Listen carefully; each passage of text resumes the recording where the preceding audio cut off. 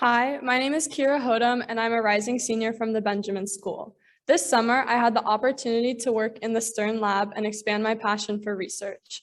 My project involved underlining the NOS1 neural circuits in the insular cortex. Have you ever found yourself sitting in front of the TV and eating, even though you may already feel full? Or, on the contrary, you may have experienced a day at work where you're stressed and have no time to sit down and eat, even though you may be hungry. These behaviors are known as non-homeostatic feeding behaviors. Homeostasis is the process in which our body works to maintain a steady equilibrium internally, chemically, and physically. When our body does not engage in behavior that maintains homeostasis, it is known as non-homeostatic feeding behavior. The Stern Lab focuses on understanding why individuals engage in this type of feeding behavior. To begin, you must understand the importance of the insular cortex in this process. In studies done on humans, it has been shown that the insular cortex shows an overactivation in individuals with eating disorders such as anorexia, bulimia, and obesity.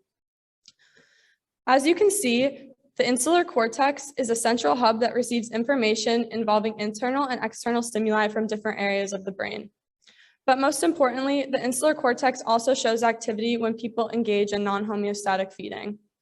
In order to study this activation, Dr. Stern developed a behavior model for mice, which have similar brain structures to humans, to understand the neural pathways involved in overconsumption. During the training period of this model, mice are placed into two different groups, context minus and context plus. The group in the context minus group is fed in their home cage prior to being placed in their box, but the context plus group is fasted before being placed into their box.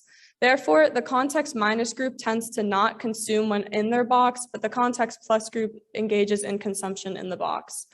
On the test day, both groups are fed in their home cages before being placed into the boxes. As you can see, the mice in the context minus group do not engage in consumption when in this box, but the context plus mice that have now been fed engage in overconsumption in this box because they associate this box with their feeding time, just like you might associate sitting on the couch with eating lots of food. Dr. Stern then took this experiment further and inhibited a neuron known as the nitric oxide synthase 1 or NOS1 neuron. In order to inhibit this neuron, mice were given injections of a harmless synthetic drug known as CNO. As you can see, following this inhibition, overconsumption levels in the context plus group significantly decrease almost to levels as low as the context minus. The gray graph on the right shows the first experiment, and the pink graph on the left shows the second experiment. Next, the lab used fiber photometry to study the connection between the NOS1 neuron and a neuron in the central amygdala known as somatostatin or SST. A former postbac used a method as fiber photometry to study the levels of somatostatin during activation during feeding. Fiber photometry involves attaching a small sensor to the brain of the mouse that records levels of activation of neurons using light wavelengths that are specific to a calcium. Somatostatin or SST neurons are a subpopulation of neuron that show high activation in the central amygdala. And the central amygdala plays an important role in responding to environmental stimuli such as external feeding cues. Therefore, understanding the role of the neurons in the central amygdala is important to seeing the bigger picture when it comes to feeding behavior. In this visual, it is important to focus on the top green graph when the mouse eats. First, the mice were placed in a box for a 10-minute habituation period. They were then given food for 10 minutes and allowed to eat freely. As you can see in this video in the corresponding green graph, the levels of activation of the SST neuron increased every time the mouse went to the feeding tray to eat. This means there's a direct correlation between SST and NOS1 neurons during periods of consumption.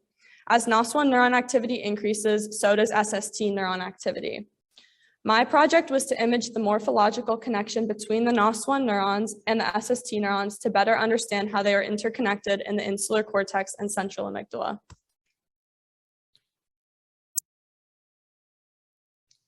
After Dr. Stern figured out the functional connection of NOS1 and SST neurons in non-homeostatic feeding behavior, it was important to understand the morphological connection of these neurons in the central amygdala. I then learned the techniques from my mentor required to complete my project. In order to get my results, I needed to learn how to do an immunohistochemistry staining. To begin this process, I received my brain samples from my mentor and used what's called a vibratome to cut my brains into thin tissue layers. After I finished the cutting, I then did an immunohistochemistry assay. I used different antibodies to stain different neurons different colors in order to get a better visualization of my results. Finally, I used a fluorescence microscope to analyze my results. During this step, my results came to life and I was able to see how the SST and NOS1 neurons colloquialized in the brain. My imaging results are from an experiment that used CNO injections to further study the relationship between NOS1 and SST neurons. The images show lots of neuron activity and overlapping, but first it's important to understand what each layer of the image means. First, we have DAPI. DAPI is a dye that stains the nuclei dark blue, so you're able to see a better contrast of the neurons. We then have M-cherry. M-cherry is the magenta stain of the NOS1 neurons.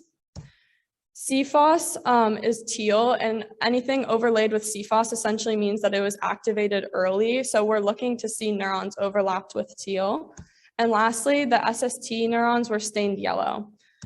So this is my overlaid image, and the overlapping of these colors in my results suggests that the SST and NOS1 neurons both showed early activation following exposure to feeding cues, further affirming the claim that they have a direct relationship when it comes to activity.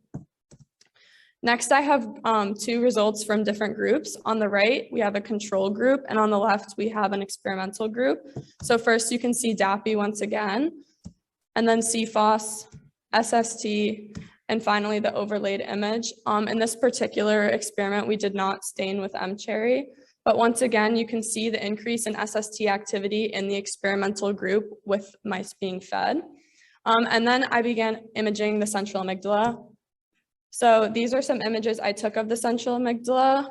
I began this right at the end of my internship. So here we have DAPI, CFOS, SST, and finally my overlaid image. So in the results that I've showed, I did both triple immuno and double immuno staining, which is something my lab had been focusing on for a long time. So it was really, really exciting to get those results.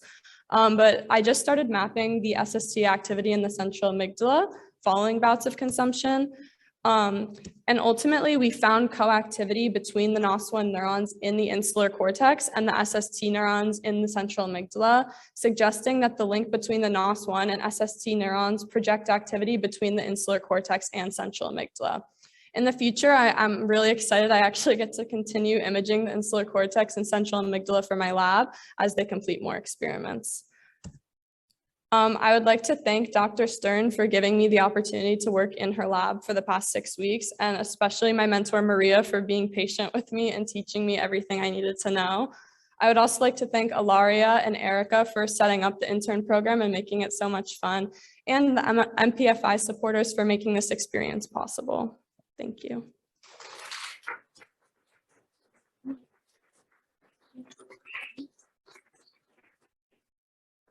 Any questions for Keira? When this becomes available for people. So the question was asking when this would become available for people. And currently, I mean, we've only done the experiment with mice, so it would probably not be for a long time, but.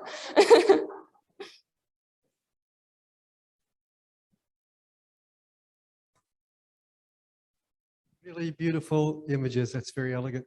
Thank So you. which is the chicken and which is the egg? The nitric oxide synthetase or the somatostatin? I mean, they're communicating back and forth, but they're both going up, they're both going down at the same time, right? Yes. So who's in charge? The amygdala or the... That's a good question. The SST neurons, I believe, are actually, they connect another neuron that I didn't discuss in this presentation because we haven't started imaging for that yet, but I could check more with my mentor and get back to you.